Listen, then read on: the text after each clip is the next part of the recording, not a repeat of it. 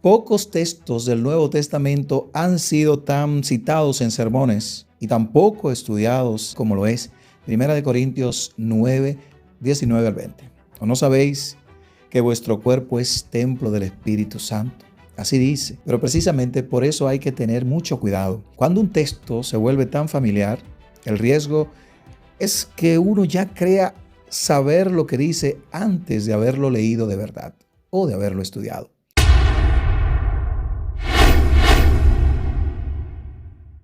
Cuando uno va a analizar un texto, uno tiene que ver todo el contexto. Lo primero que hay que hacer es entender dónde empieza y dónde termina la unidad literaria, así le llamamos, a la que pertenece estos versículos. Pero vayamos ahora al contexto histórico-cultural. Para entender lo que Pablo está diciendo, hay que entender a quién Pablo se lo está diciendo y en qué ciudad vivían esas personas. Yo creo que ya ustedes saben que Corintio en el siglo I era una ciudad cosmopolita, comercial, pero también moralmente permisiva. Era conocida en el mundo antiguo por su actividad sexual, incluyendo lo que es la prostitución asociada a los templos paganos. Lo que sí es claro es que la cultura greco-romana de aquella época tenía una visión de lo que es el cuerpo muy distinto a lo que el apóstol Pablo está tratando de defender en su carta. En el pensamiento greco-romano popular, el cuerpo era algo separado del espíritu o del alma. Lo que uno hacía con el cuerpo físico no tenía necesariamente consecuencias espirituales. Ese era el pensamiento de ellos. Algunos en Corintio usaban ese razonamiento para justificar la inmoralidad sexual. Si el cuerpo no importa espiritualmente, ¿qué problema hay en usarlo como uno quiera? Es justamente eso lo que el apóstol Pablo ataca de frente. Para Pablo, el cuerpo no es un envase desechable, es parte integral de lo que es la persona que ha sido redimida y tiene un destino eterno a quien ha sido redimido. Otro punto importante es lo que es la crítica textual. Bueno, eso es ver lo que dicen los textos griegos acerca de 1 Corintios 6, 19 al 20. Veamos el análisis gramatical de esto. El versículo 19, Pablo abre con una pregunta retórica. ¿O no sabéis que vuestro cuerpo es templo del Espíritu Santo que está en vosotros? Es una pregunta retórica que Pablo usa cuando asume que ya los lectores deberían saber esto o que el mismo Pablo le había enseñado a ellos antes. No es una pregunta de curiosidad, es una pregunta de confrontación. Hay un término clave aquí, es la palabra naos en griego. Hay dos palabras que pueden traducirse como templo. Está la palabra que se refiere hierón, a un complejo, a un lugar en general, y naos, que se designa específicamente al santuario interior, el lugar más sagrado, donde habita la presencia de Dios. Pablo no escoge hierón, sino que escoge naos. Y eso no es accidental. Está diciendo que el cuerpo no es simplemente parte del espacio, el espacio sagrado general, sino el lugar preciso donde habita Dios. La pregunta es, ¿está Pablo hablando del cuerpo individual de cada creyente o del cuerpo colectivo, o sea, la comunidad como un todo? La respuesta más honesta es que el texto sostiene las dos lecturas a la vez. O sea, el contexto inmediato habla del cuerpo físico, cuerpo individual, la unión con una ramera, dice el apóstol Pablo en el versículo 16, pero el uso del plural, Himón, abre lo que es la dimensión comunitaria, la iglesia como la comunidad. El templo del Espíritu Santo también es la iglesia. Al final del versículo, Pablo añade, el cual tenéis de Dios y que no sois vuestros, no son propiamente de ustedes.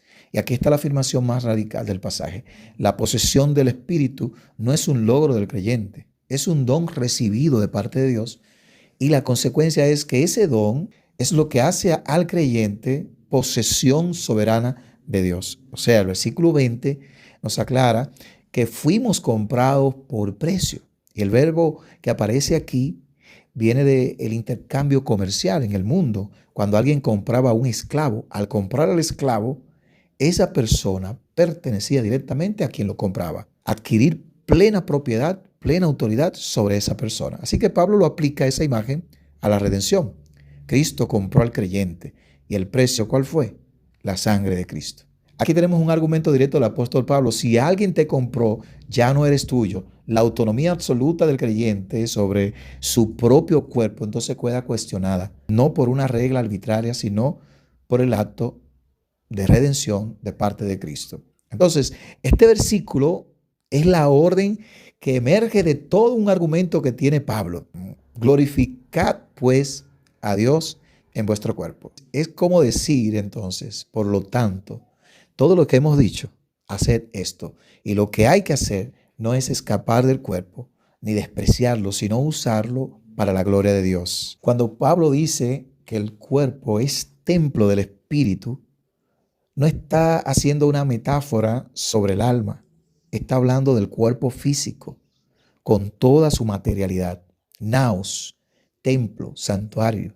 Como ya se señaló antes, naos se designa especialmente para un lugar sagrado del templo donde residía la presencia divina de Dios en el Antiguo Testamento. O sea, un lugar, allí el lugar santísimo era el punto de contacto del cielo con la tierra. Y Pablo traslada esa imagen al cuerpo humano. Eso es algo grande. El creyente no va al templo para encontrar a Dios.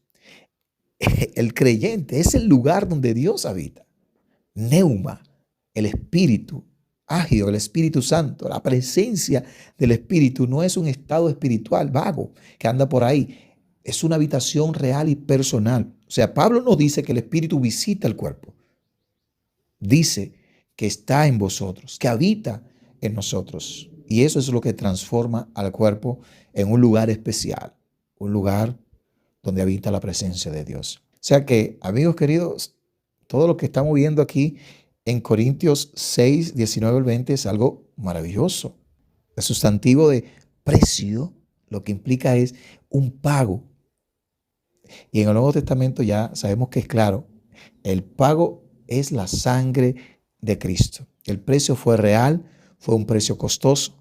Y eso da peso a la obligación moral que se deriva de ese pago. Dentro de la carta, el pasaje no se puede entender bien sin ver cómo encaja en el argumento de los versículos del 12 al 18. En el versículo 12, Pablo cita 2 veces el lema que usaban algunos en Corintios para justificar su conducta. Algunos decían, todo me es lícito. Pablo no lo niega directamente, pero le agrega, no todo conviene. Pero yo no me dejaré dominar por nada, dice. Y esta es una respuesta que acepta el principio de libertad cristiana, pero que lo acota con criterios más profundos.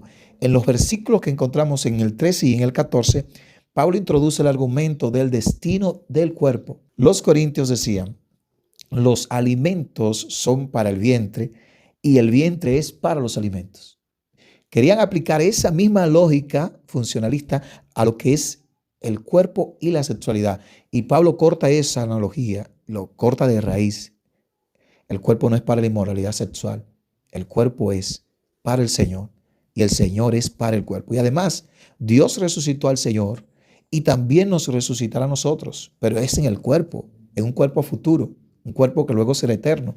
No puede tratarse algo como si fuera el cuerpo desechable. Encontramos a Pablo que añade otro argumento en el versículo 15 y 17 que dice que los creyentes son miembros del cuerpo de Cristo. Unirse a una prostituta significa unir a Cristo a la prostituta. La unión sexual no es solo física, es una realidad que afecta la identidad más profunda de la persona. Y entonces llega la pregunta retórica de Pablo, cuando él dice, ¿o no sabéis que vuestro cuerpo es templo del Espíritu Santo? Este es el argumento más alto de todo el versículo 6. No solo el cuerpo pertenece al Señor, no solo el cuerpo es miembro de Cristo, el cuerpo es además el lugar donde habita el Espíritu Santo.